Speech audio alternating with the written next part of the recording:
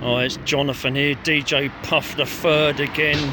We're out of the side near the main road of where the old flat is, and there's a green here.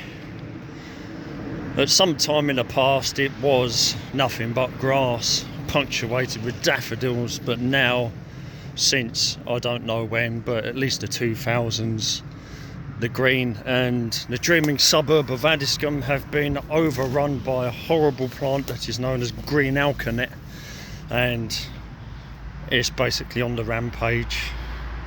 People have forgotten or not realised what a weed it is, and they think it's a garden flower and it just spreads and spreads. Anyway, I'm under the three trees here. We've got a crab apple and a cherry tree in between the two of them, and in the last week or so I've been working on the crab apple, basically doing the work of other people because they won't do it. And I've been cutting dead wood off of one of the crab apples.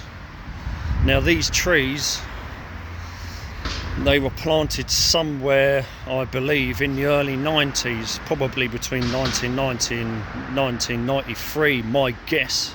And I remember at the time, when shortly after they were planted, there was a West Indian man, and he was literally lolloping with his back to one of these trees. And I remember coming out here, and he was friendly enough, and he gave me a Mars bar, one of them things when you're a child that you remember, to be honest. So that must have been the early 90s, so I've seen these trees ever since they were planted, and of course it's now 2024. They're massive now. Meckity is out and about.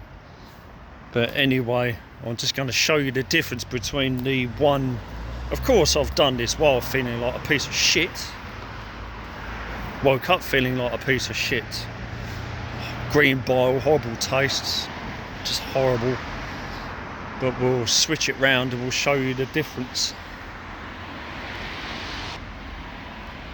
There's all that horrible green Alkanet stuff. And this is the green, I call it New College green. Or used to call it goldfinch green, because we used to have goldfinches eating the crab apples. But this is as zoomed out as I can get. There's this horrible shit. Green Alkanet, you want to get rid of that. And here's Meckity. Yeah, she's always with me. We'll take a look. So this is the crab apples that were planted in the early 90s. And you can see that I put a bird box up here, and I've cut a lot of dead wood off. And it's a lot more open now.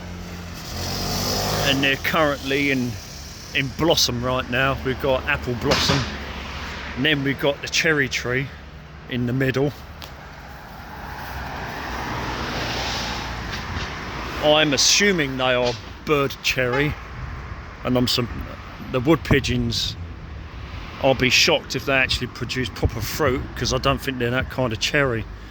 And over here is the one that I haven't done, and you can see there's a lot of dead wood here, and it's a lot darker underneath, less airflow. But look at this branch here. This entire branch is dead. I wish I knew where my bow saw was, I really do. There's lots of dead wood here. This is all dead wood. Low down. So this is the one that I haven't done. And I don't know when I'll get round to it, maybe in about 2 or 3 weeks. But as I said before, this green Alkanet was here. It was all lovely grass with daffodils coming up, but there's very little of that now. This has swamped it, taken all the light away from the daffs.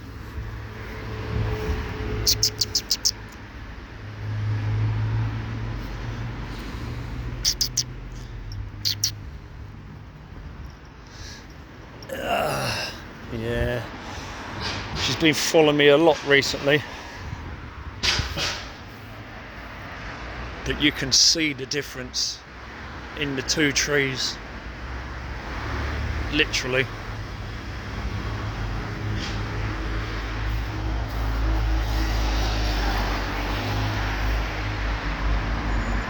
Lots of dead wood in that one, and I've cut all this out.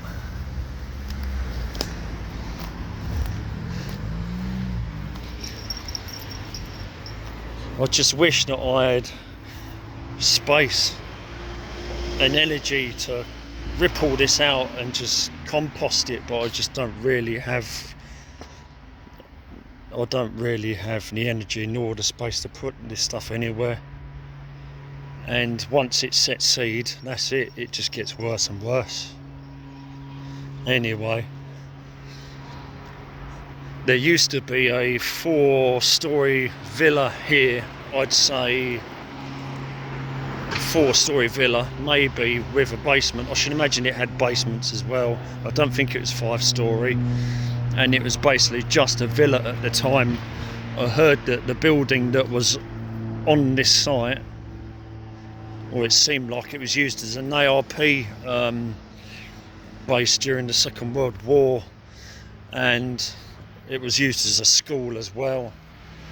And this block is built in the 1950s, so it started as a villa and it was used as an ARP base and then a school of some kind.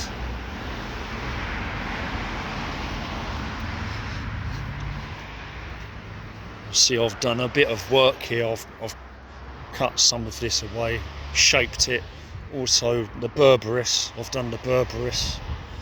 I need to take these lower branches and this hebe out, tidy it up.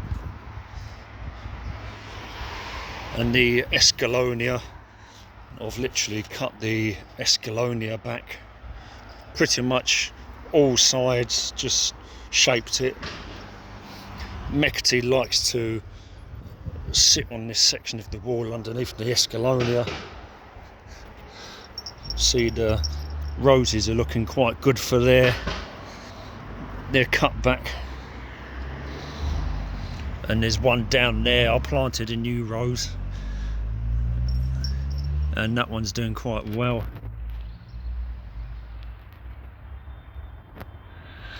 Which is more than I can say. For the other one, the iceberg rose, has done nothing. I think half of the bud fell off. It put the energy into one stalk and it died, and it just hasn't really had the energy. And there's another rose here. I think that might be a wheatcroft. The holly that I put in last year to replace the one that was here. It's got blossom on it, so it might have berries on it later this year. Linda next door was getting all excited when she come out here yesterday because I put the budgie seed down. She was saying, oh, that's rape seed, and she says, oh, when it grows up I'm gonna cook it, getting all excited. So apparently the seeds in the budgie seed, among with everything else, this is rape seed, and I wouldn't be at all surprised. I did see some in the centre of town last year in a couple of places. Not only that, we've got hemp seed as well. There's hemp coming up as well. There's a nice big one, hemp seed. There's one next to the feverfew.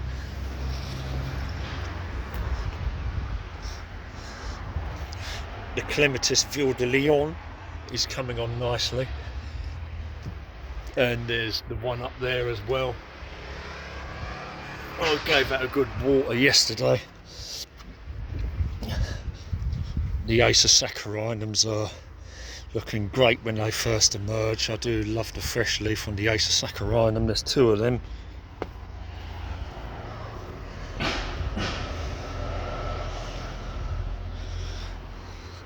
And we'll make our way round into the garden now.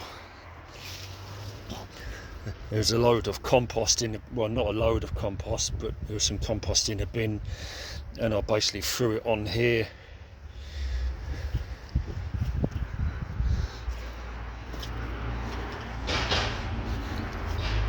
And now I'm currently cutting up all this dead crabapple branches and twigs that I took off the tree on the green, mainly for fuel, I think, for the ghillie kettle and outdoor exterior burn ups, heating myself.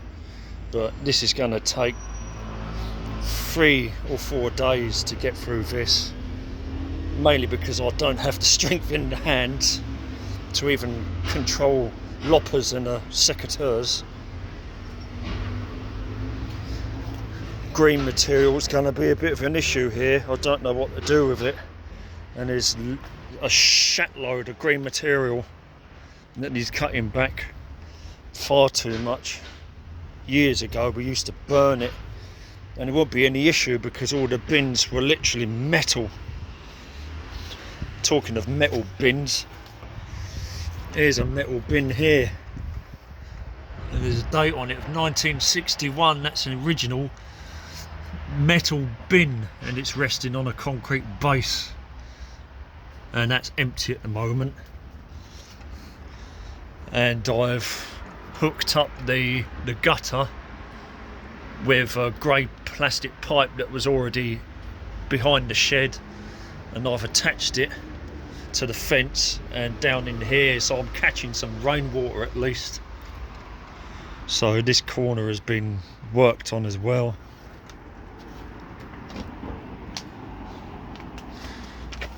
Not really much else going on. There's an old bucket here. Need to wash that out. I might paint that red like an old fire bucket. It's starting to rain now. But things have been done. As I said, I've taken quite a bit of dead wood off of that crabapple on the green. I'm currently cutting it up, mainly for fuel in the future, for the ghillie kettle, or just an external fire. We'll have to see what happens.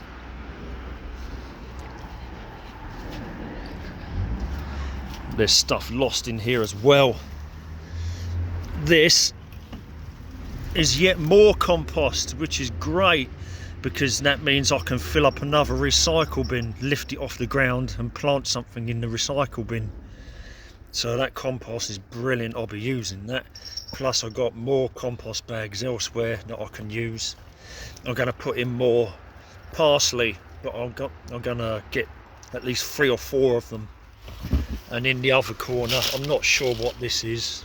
It's a bit out of reach at the moment, and there's a wheelbarrow here as well. But this area's been cleared out because the bin that was there has now got all the cuttings, the chopped up pieces of wood in it. But that compost is going to be very useful.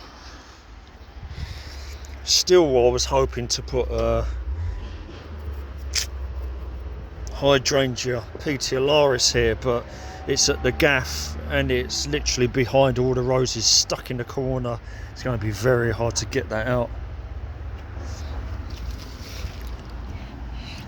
The pile of rubbish is building up again, and I personally think, and Tony thinks, and quite a few other people, just get a skip, just get a mini skip, and then we can just load it all up at once rather than having individual pickups with a van that are going to cost more ultimately in separate hits. You just want to get a skip and then get the manpower a day and do it all at once, but it's not up to me.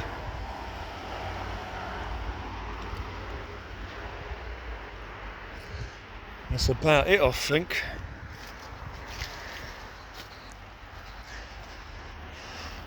Lots of cutting back, but it's going to generate too much waste. That's the problem. But as you can see, that corner's been done and I'm capturing rainwater now. Meckity likes to be outside with me. Wait, cheeky fuck. She hasn't quite learned that indoors on the litter tray is where she goes to the poo-poo. Ah. But then she was a feral, basically. Water on the lens, lovely. Well, just thought I'd mention that I've let in some light in there underneath the crab apples, because otherwise it's going to shorten the life of the trees. I've still got one to do, but I don't know when that's going to happen.